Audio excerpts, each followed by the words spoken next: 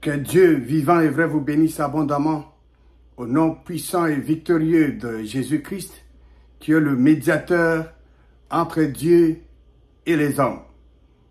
C'est moi, Tito Mbanda. Bienvenue à cette émission qui dit la parole de Dieu.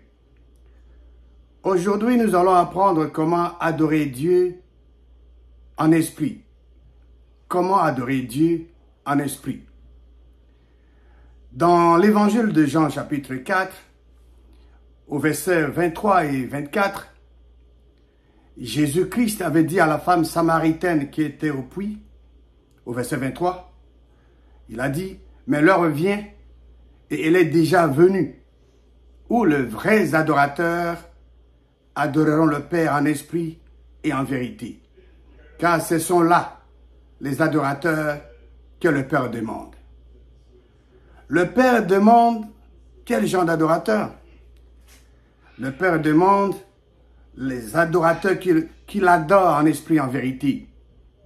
Et au verset 24, Jésus-Christ a dit, Dieu est esprit. Dieu est uniquement esprit. Dieu est esprit et il faut que ceux qui l'adorent en esprit et en vérité. Jésus-Christ a parlé, il a utilisé il faut, une obligation. Vous n'avez pas une autre option. Vous n'avez pas une autre alternative. Vous n'avez pas l'unique choix, c'est de l'adorer, d'adorer Dieu qui est esprit. C'est de l'adorer en esprit, en vérité. Alors, c'est ce que nous allons apprendre. Jésus-Christ, comme vous le savez, il était mort, enseveli 3 jours et 3 nuits dans la tombe. Mais Dieu, de par sa puissance infinie, a ressuscité Jésus-Christ d'entre les morts. Et dans son corps ressuscité, Jésus-Christ était apparu à ses apôtres. Et il leur avait donné un message fort, une nouvelle à communiquer à toute la création. Dans l'évangile de Marc, chapitre 16, au verset 15, Jésus-Christ a dit à ses apôtres, dans son corps ressuscité, allez par tout le monde et prêchez la bonne nouvelle. Quelle était la bonne nouvelle? La bonne nouvelle de la résurrection de Jésus-Christ. La bonne nouvelle était que Dieu, le Créateur, a ressuscité Jésus-Christ d'entre les morts. C'était ça la bonne nouvelle. Quand je vois, je me rappelle, vous vous rappellerez, vous aussi, le 25 décembre dernier, tout le monde était mobilisé pour célébrer ce jour-là. La question que vous devez vous poser est celle de savoir qu'est-ce que ce jour vous a apporté spirituellement? Rien du tout. Mais regardez, tout le monde s'est mobilisé, même les gens qui adorent les diables, ils ont célébré ce jour-là. Mais le Fils unique des dieux, Jésus-Christ, dans son corps ressuscité, dit à ses apôtres d'aller par tout le monde et annoncer la bonne nouvelle à toute la création. Vous qui me suivez maintenant, partout où vous êtes, vous faites partie de cette création, toute la création. Et il continue, il dit, celui qui croira et qui sera baptisé sera sauvé. Celui qui croira quoi? Celui qui croira que Dieu a ressuscité Jésus-Christ entre les morts. Celui qui croira à la résurrection de Jésus-Christ, la bonne nouvelle qui doit être annoncée à toute la création. Toute personne qui croit que Dieu a ressuscité Jésus-Christ entre les morts est sauvé. Et la suite du verset dit, celui qui ne croira pas sera condamné. Celui qui ne croira pas quoi? Celui qui ne croira pas que Dieu a ressuscité Jésus-Christ d'entre les morts. Cette personne est condamnée. Vous n'avez pas besoin de dictionnaire pour comprendre cela. C'est si simple.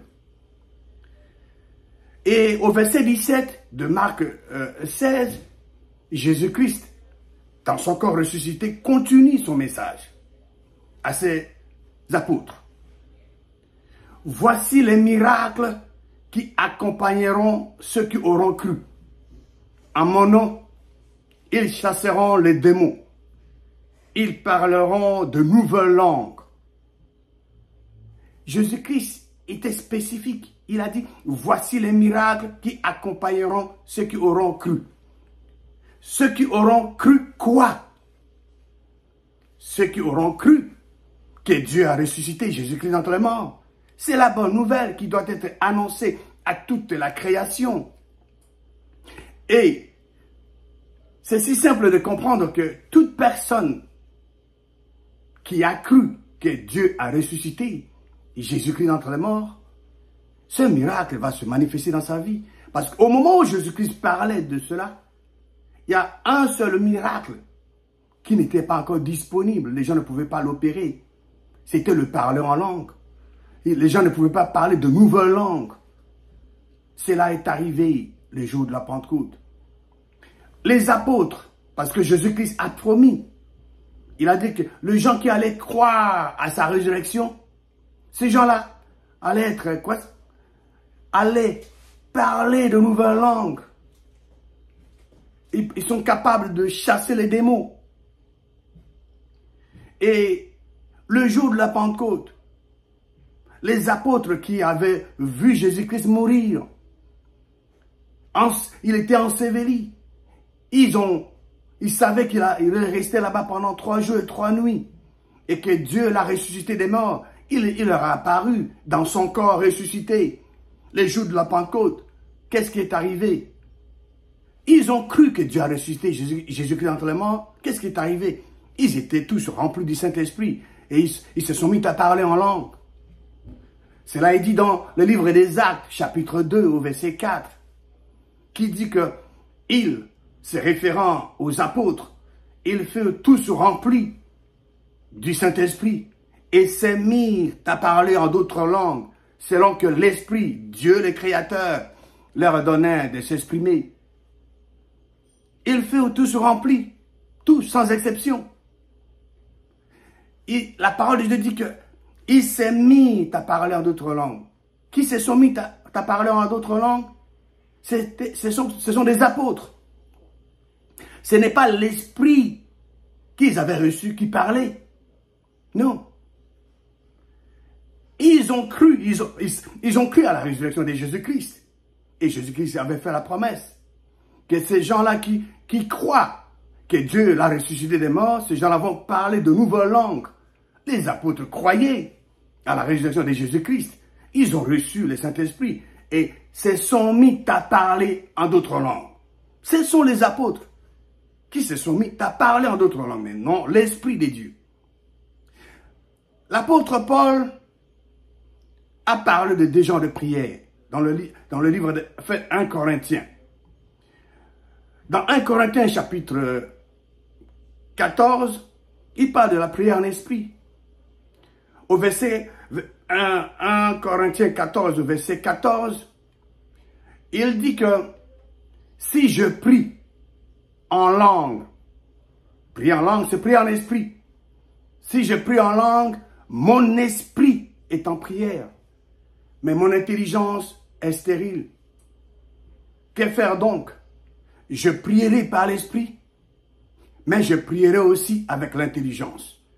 Je chanterai par l'esprit, mais je chanterai aussi avec l'intelligence. Donc nous avons 2 genres de prière dans ces 2 passages, 2 versets. La prière par l'esprit et la prière avec l'intelligence. Alors, la question que nous devons nous poser, nous devons chercher à savoir, quand quelqu'un parle en langue, il s'adresse à qui? Qu'est-ce qui se passe? Et c'est le même apôtre Paul qui nous donne la réponse dans le verset 2 de 1 Corinthiens 14. Il est dit, en effet, celui qui parle en langue ne parle pas aux hommes, mais à Dieu, car personne ne comprend et c'est en esprit qu'il dit des mystères. Celui qui parle en langue ne parle pas aux hommes.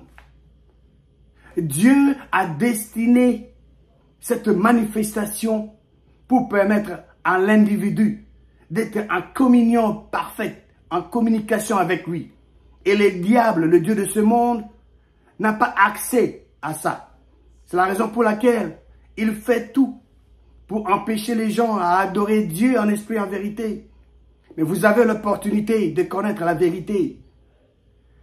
Toute personne qui a cru que Dieu a ressuscité Jésus-Christ d'entre les morts, cette personne a reçu la nature de Dieu, le Saint-Esprit, et cette personne a la capacité d'opérer 9 manifestations du Saint-Esprit. Et l'une de ces 9, c'est le parler en langue. Quand quelqu'un parle en langue, il adore Dieu véritablement. Alors comment adorer Dieu en esprit? Vous adorez Dieu en esprit en parlant en langue. Voilà la vérité de la parole de Dieu.